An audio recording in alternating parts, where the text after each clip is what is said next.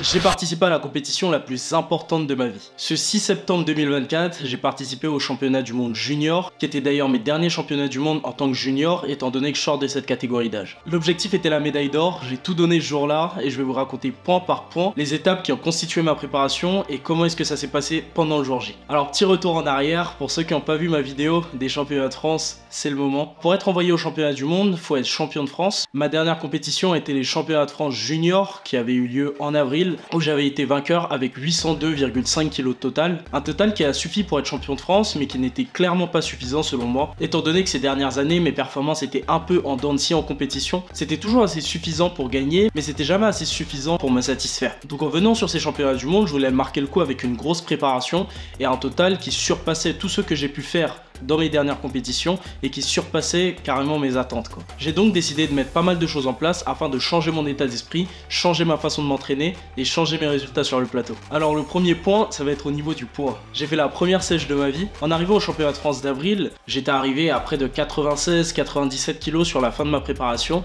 et derrière je devais toujours faire des cuttings, des weight cuts agressifs comme j'avais pu en faire un en 2023 ou même en 2022 afin d'être au poids. C'est-à-dire que la veille de la compétition, ça parlait beaucoup en sauna, ça parlait beaucoup en restriction hydrique et gestion de la quantité d'aliments dans l'estomac. Bon, être lourd c'est bien pour pouvoir optimiser sa catégorie de poids, c'est-à-dire qu'on peut être plus musclé dans une certaine catégorie de poids, mais le problème c'est que le weight cut qu'on va faire juste avant la compétition, ça peut potentiellement amener beaucoup de stress ou bien potentiellement mener à des petites contre-performances étant donné qu'on se déshydrate et 2 heures pour refeed c'est souvent pas assez. Pour les championnats du monde, j'ai décidé que je ferais plus ça, j'ai décidé de descendre au niveau de mon poids de corps, donc au lieu d'être à 97-98 kg loin des compétitions, j'ai choisi de descendre à 94 kg. J'appréhendais un peu parce que je me disais que ça allait être inconfortable et que c'est quelque chose qui allait être difficile à mettre en place. Parce que moi j'aime pas être quelqu'un qui est hyper restrictif sur la bouffe. C'est quelque chose qui me frustre rapidement et si je peux faire autrement, bah je prends autrement. Mais au final je me suis mis dans un certain inconfort cette première semaine. Je me suis posé une diète fixe, déficit calorique et je contrôlais tout au gramme. C'est des meilleures idées que j'ai pu avoir parce que en me mettant dans cet inconfort justement, j'ai trouvé un certain confort. C'est-à-dire que je me suis rendu compte que j'appréhendais ce changement pour rien. Avoir une diète, c'est quelque chose qui m'a beaucoup aidé niveau organisation et le déficit calorique, je l'ai quasiment pas senti. C'est-à-dire qu'au fur et à mesure des semaines, mon poids il descendait, je le sentais pas sur mes performances et je le sentais pas dans la vie de tous les jours parce que j'avais pas très faim et j'avais fait ça sur une longue période de temps.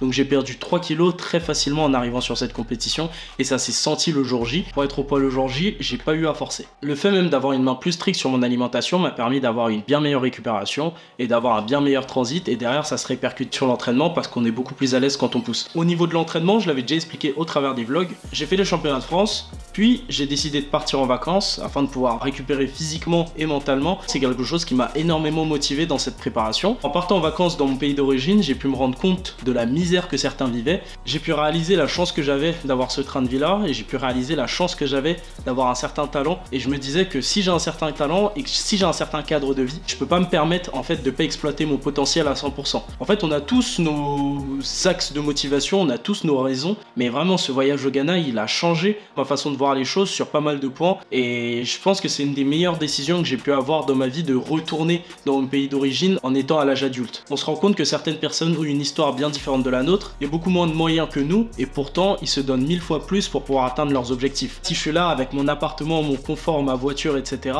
j'ai pas de raison de ne pas me tuer à l'entraînement tout simplement parce que j'en suis capable. Retour à l'entraînement, comme j'ai déjà dit, je suis revenu sur une routine de 5 séances par semaine. Ma routine était simple, SBD, upper, lower, repos. SBD, upper, repos. C'est avec cette routine que j'ai trouvé le meilleur équilibre entre vie personnelle et entraînement et j'ai pu alterner entre entraînement en salle de powerlifting et entraînement en salle commerciale pour pouvoir rentabiliser mes trajets. À côté, je suis resté sur ma diète pour pouvoir optimiser mon poids et j'ai continué à travailler avec mon préparateur mental qui m'a beaucoup aidé et qui m'a aidé à briser de nombreuses barrières durant cette préparation. Forcément, comme dans toute préparation, j'ai eu des moments où j'ai douté, j'ai eu des moments où ça a été difficile, mais la grosse différence, c'est que là, mon pourquoi était beaucoup plus renforcé sur cette préparation-là et je pense que c'est un effet qui est définitif car là on est après la compétition et j'ai jamais été aussi motivé. Comme je l'ai souvent dit, il y a plusieurs facteurs de motivation mais ils se classent en deux catégories différentes. Il y a la motivation intrinsèque et la motivation extrinsèque. Et ma motivation là, elle avait totalement switché, elle était devenue carrément intrinsèque. D'une part pour ce que je vous ai dit et ma vision de la vie qui avait un peu changé suite à mon voyage et d'autre part pour différentes raisons que je vais garder personnelles ou bien que j'expliquerai plus tard. En gros, j'avais beaucoup plus de facteurs de motivation qui étaient inébranlables car ils dépendaient pas du tout de l'extérieur et qui vente, qu'il pleuve, qu'il neige, ma motivation motivation elle allait rester à 100% et ça a fait toute la différence. C'est-à-dire que les 5 séances d'entraînement par semaine avec un haut volume, une haute intensité, je les ai tenues, même quand j'avais mal quelque part, je trouvais une alternative et tout rentrait dans l'ordre. J'étais dans un état de flow sur une préparation, non pas par mon état de forme, mais par ma façon de gérer les choses et la maturité dont j'ai su faire preuve. Et au final, sur cette prépa, j'ai sorti de très bonnes barres. J'ai fait 317,5 kg au squat avec de la marge, 205 kg au développé couché avec un peu de marge aussi. Et au soulevé de terre, j'ai réussi à faire 340 kg. J'ai pas de vidéo de qualité, donc je pourrais pas vous la mettre, mais ça reste un PR et j'ai donc PR sur les 3 mouvements. Ok les amis, du coup, à la manière de la vidéo des France, on va partir sur un facecam pour pouvoir commenter la compétition et pour pouvoir faire un retour comme si j'étais à chaud en étant à froid sur mes performances ce jour-là. Dans un premier temps, ce qu'il faut savoir, c'est que ouais, comme je l'ai dit d'abord, j'ai eu un cut très facile. À la manière de toutes les compétitions internationales, quand je suis arrivé sur place, j'ai dû être très flexible au niveau de ma diète, c'est-à-dire que y a pas moyen de se faire du riz, y a pas moyen de se faire des pâtes ou quoi. Ou bien si tu vas acheter ça au restaurant, tu contrôles pas la quantité de sel qu'il y a dedans, donc à tout moment tu peux faire de la rétention d'eau. Étant donné que t'es en hôtel et pas en Airbnb, t'as la main sur rien du tout. Et ce que j'ai fait, c'est que je suis parti déjà dans un premier temps au Decathlon pour prendre tout ce dont j'avais besoin pour la compétition. C'est quand même un truc de ouf, on a réussi à trouver un Decathlon à Malte. J'ai tapé Decathlon au pif comme ça, j'ai tenté ma chance sur Google Maps et au final c'est passé. Là, j'ai acheté la maltodextrine et des pâtes de fruits pour le match. La dextrine, d'habitude, je prends la dextrine Nutriwist. Désolé les gars, là je vous ai trahi pour la cluster dextrine, mais je l'ai oublié en France. Donc là, j'ai trouvé de la maltodextrine, ça va faire de l'affaire pour la compète. Pour les électrolytes, j'ai pris ceux que j'avais l'habitude de prendre à l'entraînement. Donc là, ça va être pour l'intra pendant la compétition. Je vais aller faire les courses pour ce que je vais manger ce soir et ce que je vais manger aussi demain, juste avant la pesée. Et juste après la pesée, il faudra aussi être au top de ma forme pendant le match. Niveau hydratation aussi, j'ai bien pris le temps de sélectionner mon eau parce que si tu prends la mauvaise eau, il y a moyen que ton estomac t'en veuille au bout de 1 ou 2 jours. Et ça, le jour de la compétition, c'est pas l'idéal. À l'inverse, niveau nutrition pure et dure, je suis parti sur des galettes de riz. Les galettes de riz, parce qu'elles pesaient quasiment rien dans l'estomac, mais elles étaient très caloriques. C'était des galettes de riz au chocolat de Lidl. Donc pour 100 grammes, j'avais genre 500 kilocalories, c'était parfait. Au final, le fait de jouer sur la quantité de nourriture dans l'estomac, niveau 1, et ensuite jouer sur le fait de couper l'eau à environ 20 heures de la compétition, niveau 2, c'est ce qui a fait que mon poids est descendu tout seul. J'ai même pas eu à faire de sauna, j'ai même pas eu à courir ou quoi que ce soit. C'est parti tout seul. En plus, il faisait super chaud à Malte, du coup, je transpirais comme un fou. Avec que je suis arrivé à Malte, j'étais à genre entre 94 et 94,5 kg de poids de corps. Et lorsque je suis arrivé à la pesée, j'étais à 92,75 kg de poids de corps. Bon, petit fact marrant quand même, c'est que je me suis pesé à 93 kg le matin de la compétition, donc j'étais déjà au poids. Je me suis dit, je vais boire un peu peut-être, mais quelque chose m'a dit, attends, avant de boire, va te peser sur le lieu de la compétition. Ça y est, c'est le jour J, jour de compétition, incroyable. Incroyable comment le temps il est passé vite. Je me suis levé ce matin à 93,5 kg. Après un passage de toilette, je suis à 93,1 kg sur ma balance. Bon, j'ai quand même eu une petite voix qui m'a dit va te peser sur le lieu de compète pour être sûr. Donc je suis parti me peser sur le lieu de compétition. Il s'avère qu'en fait je suis à 93,4 kg sur le lieu de compétition. Ma balance pèse 300 grammes de moins. Donc ça fait que je vais évidemment devoir rester jusqu'à 17h. Là il est 15h. Je vais rester à jeun jusqu'à 17h et je mangerai après la pesée. C'est pas la mer à boire parce que je suis un peu désorganisé chez moi. Ça m'arrive aussi de manger en déjeuner à 17h. Au moins je trouve du positif dans le négatif. Pour perdre les derniers grammes, je sais pas trop ce que je vais faire. Je pense que je vais m'habiller et je vais essayer de transpirer dans ma chambre pour voir ce que ça va donner. Et il s'avère en fait que vu que j'avais mis ma balance en soute, quand je me suis pesé sur le lieu de la compétition, ma balance a été complètement décalibrée et j'étais à 93,4 sur le lieu de la compète et 93,0 sur ma balance. Donc j'ai bien fait d'aller me peser sur le lieu de la compète, sinon j'aurais pas fait le poids. Et au final il me restait 400 grammes à perdre le matin de la compétition alors que je m'apprêtais à boire. Donc j'avais pas tant de marge que ça. Je viens de me peser ici, je suis à 93,150. Il me reste 1h10 avant la pesée. Ça fait 150 grammes à perdre en 1h10. Vu qu'à Malte ici il fait genre 35 degrés je pense, soleil plein, j'aurais pas besoin de passer au sauna pour perdre tout ce qu'il faut. Mais vivement la pesée franchement parce que là, l'estomac il est bien vide, mon cerveau il tourne lentement et je commence à sentir en fait le cut. Ce matin ça me dérangeait pas du tout, mais bon, là ça commence à devenir difficile. Mais au final, ouais, je suis bien arrivé au poids à 92,7 kg. Pour commencer, sur cette compétition, j'ai jamais été aussi serein. La pression, elle était vachement haute étant donné que c'était mes derniers championnats du monde junior, mais je l'ai bien géré. En fait, quand tu te concentres sur l'instant présent, tu vas jamais te dire « Ah mais il se passe quoi en fait si je réussis cette barre? C'est trop bien. Ah mais non, si je rate, il se passe quoi? Ah mais non, c'est mes derniers juniors, etc. » En fait, ce qu'on attend de toi, c'est juste que tu sois là à l'instant T, que tu fasses X, Y. En fait, tout est étape par étape. Là, tu dois prendre ton temps de repos, respirer, optimiser ta récupération. Là, tu dois passer pendant ta chauffe. Donc, tu dois sortir ta barre, faire un bon squat, faire ce que tu as à faire. Et puis voilà, tu dois pas aller plus loin que ça. Tu dois pas réfléchir, tu dois pas cogiter ni rien. Souvent, quand on stresse, c'est parce que on se projette sur des choses qui sont même pas dans l'instant présent ou qui ont aucune importance. Donc au final, là, j'étais très serein et je pense que ça m'a beaucoup aidé sur cette compétition parce que j'étais très conscient en fait de tout ce que je faisais et j'étais très conscient du plateau. Les gars, s'il y a un compétiteur qui vous dit qu'il stresse pas du tout avant sa compétition, soit c'est un menteur, soit c'est quelqu'un qui accorde pas beaucoup d'importance à ce qu'il fait parce que quand tu te prépares des mois et des mois pour que tout se joue en 1h30, 2 heures, forcément tu stresses surtout quand ça a de l'importance pour toi. Donc si jamais vous stressez en compétition, c'est normal. Le tout, c'est de savoir gérer ça. Et celui qui performera le mieux en compétition, c'est celui qui saura le mieux gérer ça et gérer les contraintes qu'il a sur le jour J. Là, premier squat. Donc ma barre d'ouverture, là, c'était 290 kg. 290 kg qui était une barre, la même barre avec laquelle j'ai ouvert au championnat de France. Là, par contre, j'étais beaucoup plus fort, donc j'étais beaucoup plus serein sur le fait d'avoir des très bons standards d'exécution. 2023 Worlds in Cluj-Napoca, but he made his way through and now he's back. Donc là, quand j'arrive sur le plateau, c'est déconnexion complète au niveau du cerveau. Je pense juste à ce que j'ai à faire et j'entends même pas les commentaires de mes potes ou de l'arbitre ou quoi. En fait, je suis vraiment en mode automatique, j'attends même pas l'ordre de l'arbitre pour vous dire. Genre, je suis totalement automatique. Quand je pars, je sais que l'arbitre a donné l'ordre, mais je l'ai pas vu donner l'ordre. Donc là, je descends très bien, 3 lumières blanches. Franchement, très content du squat et techniquement très content. Mais je pense que ça m'a quand même porté préjudice d'avoir un squat aussi profond. Je vais vous l'expliquer sur le passage suivant. Là, deuxième essai, 305 kg au squat. Là, sur la 305 kg, j'ai jamais fait un jump aussi gros en compète et puis c'était mon PR au final en compétition. Donc ça faisait 290, 305 kg, plus 15 kg et le but c'était de finir sur environ 315 kg. 315 kg qui aurait été une barre qui m'aurait mis bien en tête.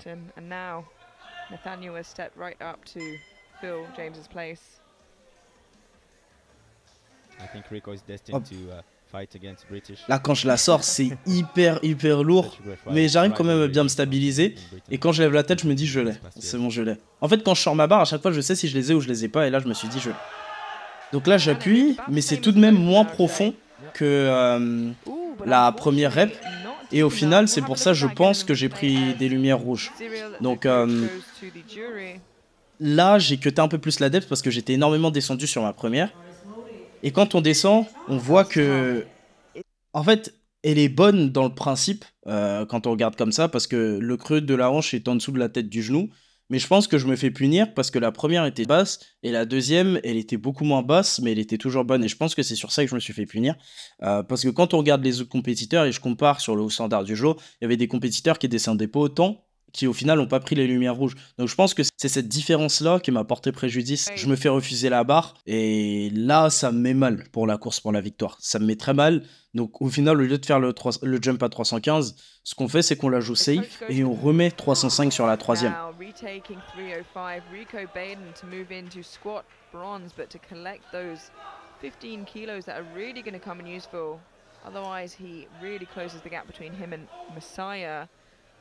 Yeah, that'll be a perfect draw if he misses. Because Messiah has that slightly bigger deadlift. Yeah. Rico has a slightly bigger bench. You know, it's really tight between the two of them. So 305 got overruled by the jury. No, sorry, it was a no lift from the referees. Did not get overruled to a good lift from the jury. It was very close. Just là, quand je la sors aussi, je me dis, je vais la voir. Genre, je sais que je l'ai, je sais que je vais pouvoir l'écraser parce qu'en soi, elle n'était pas dure. Et elle n'était pas lourde sur mon dos sur la troisième. Comme vous le voyez, je suis très bien techniquement, je suis très profond. Et au final, c'est... And gains those extra kilos that he's going to need to keep ahead of Messiah heading into deadlifts because we know that Nathaniel Messiah will put on the bar what he needs to pull for the... Au final, là, je suis plus profond et on voit la différence avec mon deuxième essai et forcément, il me les valide. Déjà, sur ces premiers passages au squat, je me suis mis en confiance parce que je me suis dit que j'étais dans une très bonne forme sur le jour J. J'étais dans la même forme sur le plateau qu'à l'entraînement. Sur ça, j'étais en confiance, mais j'avais perdu quelques kilos quand même dans la course au titre. Et je savais que ça allait me coûter cher parce que chaque kilo est important à l'international. Tu rates un essai, tu peux perdre plusieurs places. Et là, j'ai raté un squat. Je me suis dit, ah, ça va puer du cul. Excusez-moi pour l'expression, pour le restant de la compétition. Mais quoi qu'il en soit, je suis quand même resté dedans. Et je suis quand même fier de ma réaction sur le deuxième squat qui a été refusé. Le fait d'être revenu sur la troisième et l'avoir catapulté en m'adaptant au standard de la compétition, je suis content sur ça. Là, à chaque fois, c'est un moment marrant. T'expliques en anglais au spotter comment est-ce que tu veux qu'il te sorte la barre. Et des fois, il y a des spotters qui parlent pas vraiment bien en anglais. Et vous êtes là, vous échangez des mots, mais c'est ni de l'anglais, ni du français, ni du je ne sais quoi. Mais bref, au final, on s'adapte toujours et les spotters, ils sortent toujours très bien la barre. Donc franchement, big up à eux pour ça. Nice soft touch. Yeah. Pretty comfortable. 3 white lights, a good lift, and I'm not sure if I've seen, at least on the international stage, Rico compete since the elbow rule came in, so 2.5 kilos below his personal best. Cannot afford really to lose any more kilos in his total now. And I think Cyril Vaillant, the head coach, knows it really well. Don't want to take any risks on bench press. Donc j'ai ouvert à 192 kg 500 au développé couché et ensuite je suis parti sur 197 kg. La fin de prépa il était pas oufissime au bench et du coup on a préféré prendre zéro risque et j'ai fait 192, 197 sur mon développé couché. Là. L'idéal ça aurait été de terminer à 202, 205 et si j'étais en forme j'aurais terminé à 207. Mais vu que j'étais pas dans la forme de l'année, je me suis dit que j'allais terminer sur 200. Donc on a fait 192, 197, 200. Looking to just stay as far ahead as possible, heading into deadlifts, as we said. An important one for Rico. Sur la troisième, franchement, je me suis bien sorti, je me suis bien senti, pardon, et je pense qu'il y avait 202, 205 kilos sur le jour J, mais au final, on n'a pas pris de risque et c'est très bien comme ça. Ensuite, passage au deadlift. Donc on finit le squat, on finit le bench, je regarde le classement et je suis premier à la fin du développé couché. Le problème, c'est que j'avais pas du tout le plus gros deadlift.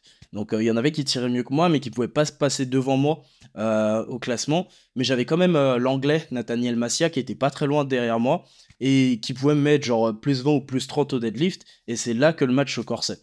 Donc au niveau du deadlift, en fait, je vais choisir une barre qui était assez lourde pour me classer premier et ensuite attendre et espérer que l'anglais ne me batte pas. En soi, c'était un peu du poker le deadlift. En gros, tu dois aller chercher ta charge max sans pour autant rater et faire en sorte que la personne qui tire plus lourd que toi n'aille pas tirer plus lourd que toi. Donc franchement, il est là tout l'intérêt d'être fort au deadlift et de tirer en dernier parce que c'est toi qui décides de ton sort quand tu tires en dernier.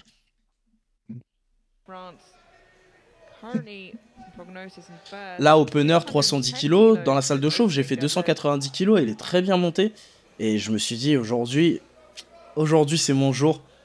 Au niveau du deadlift, je vais être bien en forme. Donc, 310.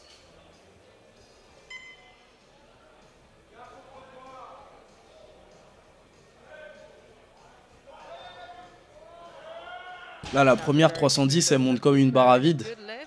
Et j'étais en mode, ah là là là là là. J'ai ce qu'il faut pour tirer sur ce genre-là. Donc 310, 322,5. Chez moi, j'avais pensé à faire 307, 317 ou 307, 320. Mais là, au final, j'étais très bien, donc j'ai fait 310, 325. 325 kilos now for Rico Baden from France. Currently in silver behind Jones. By 5 kilos if he gets this. Jones, of course, the lightest of the three at 92 kilos on the dot.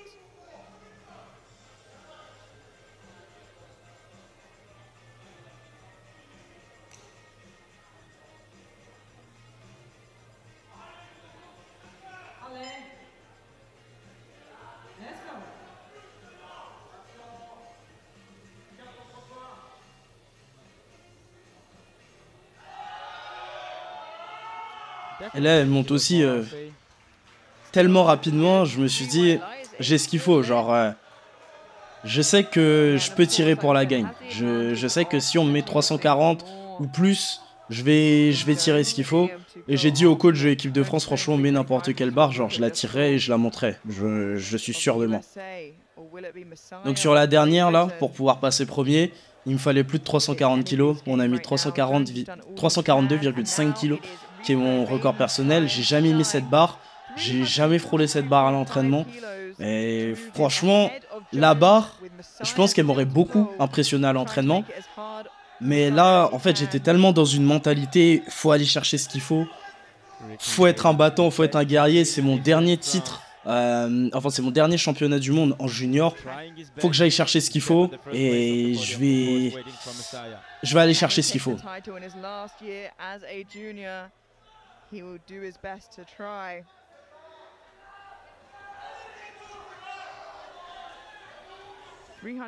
Ah carrément, je ressens les sensations là en regardant. Voilà. Donc là, je lève le truc. J'ai les cuisses qui tremblent. Et je verrouille la barre. Et au final, barre refusée. Bon, je me surpose. Voilà, déjà, vous voyez que je comprends pas. Vous voyez que je comprends pas. Genre, quand je lève la barre... En fait, j'aime pas dire ça. Mais franchement, là, pour le coup, le squat, je pense qu'il était bon, mais je peux comprendre le fait qu'il n'ait pas été validé aussi. Mais le terre, en fait, si on regarde bien, ce qui est interdit, c'est de faire un appui-cuisse. Mais si vous regardez bien la vidéo, à aucun moment je fais un appui-cuisse. En fait, moi, quand je soulève les barres ou que je pousse les barres ou quoi, je suis quelqu'un qui tremble beaucoup. Donc, j'ai mes cuisses qui tremblent. Et du coup, on a l'impression que je fais un appui-cuisse, alors que mes cuisses, au final, ne touchent même pas la barre, en fait.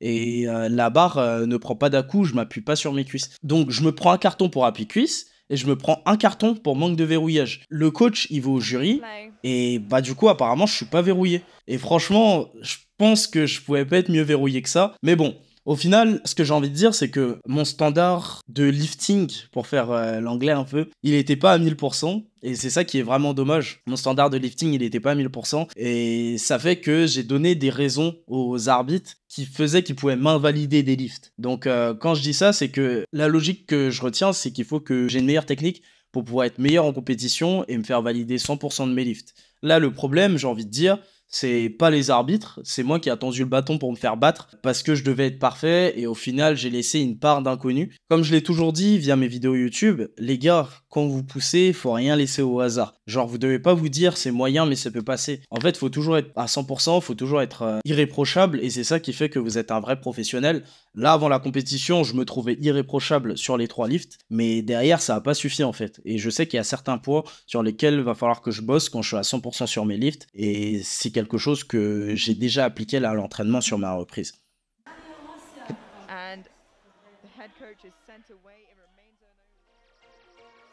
Pour conclure, quand je repense à cette compétition, en soi c'est la compétition la plus frustrante et la plus bénéfique que j'ai eu de ma vie. Sur cette compétition, je pense que j'ai vraiment franchi un cap. J'étais tellement près de la victoire sur un titre mondial, ce que je chasse depuis que j'ai commencé le powerlifting. Et j'avais le niveau pour gagner un titre mondial, mais je ne l'ai pas eu sur des détails. Vraiment que ça a créé une frustration en moi qui est vraiment immense et ça a créé un certain moteur en moi. Cette compétition, elle m'a pas juste donné envie d'être le meilleur, elle m'a donné envie de rouler sur l'ancien Rico, le Rico actuel, et ça m'a donné envie de passer une nouvelle étape. Quand je suis sorti de la compétition, franchement j'étais enragé. En fait j'étais enragé, j'étais triste. Et je me disais mais c'est pas possible, tu viens pas de passer à côté d'un titre aussi proche. Et en fait si, c'était la réalité.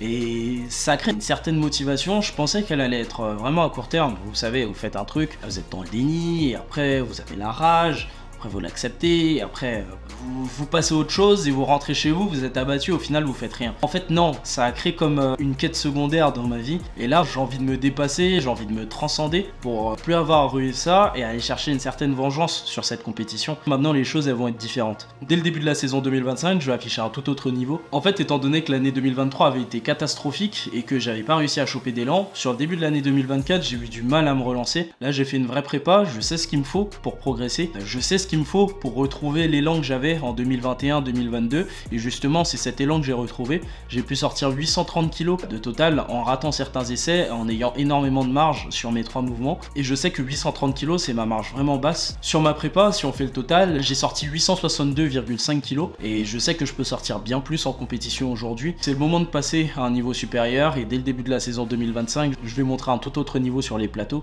J'aurai plus rien pour m'interrompre dans mes préparations ou quoi et c'est quelque chose que je vais prendre à cœur à vraiment 1000%. J'ai hâte de voir ce que le futur va nous réserver. Je pense que ça va être incroyable et je pense avoir le potentiel pour me battre avec les plus grands en open. Si vous voulez me suivre dans cette aventure, n'hésitez pas à cliquer sur le bouton s'abonner. La suite va être incroyable les gars. Si vous voulez rejoindre le bateau d'une autre façon et que vous voulez que je vous accompagne à aller chercher des grosses performances, n'hésitez pas à me contacter sur Instagram Rico Powerlifting ou RC Training Pro.